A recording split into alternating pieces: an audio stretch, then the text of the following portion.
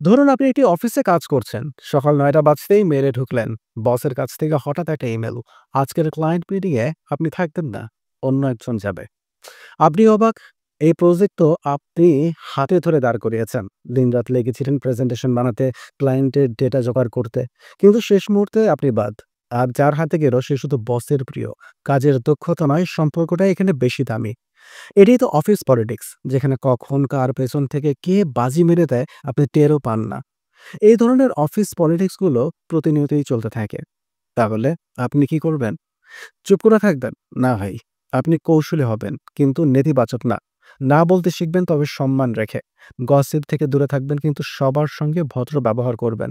আর হ্যাঁ, আপনার দক্ষতা এমন হবে যেন কেউ আপনার সাথে প্রতিদ্বন্দ্বিতা করতে না পারে। দিন শেষে মনে রাখবেন, চুপচাপ থেকেও ঝড় সামলানো যায়, যদি ভেতরটা শক্ত হয়। অফিস পলিটিক্স পুরোপুরি বন্ধ করা যাবে না, কিন্তু আপনি চাইলে এর শিকার হওয়া এড়াতে পারবেন, সম্মান দিয়ে দৃঢ়ভাবে। আর যদি দেখেন আপনি যতই দেন অফিস কিছুই ফেরত দেয় না, তাহলে বুঝে নেবেন এই জায়গা আপনাকে ছোট করছে, বড় নয়।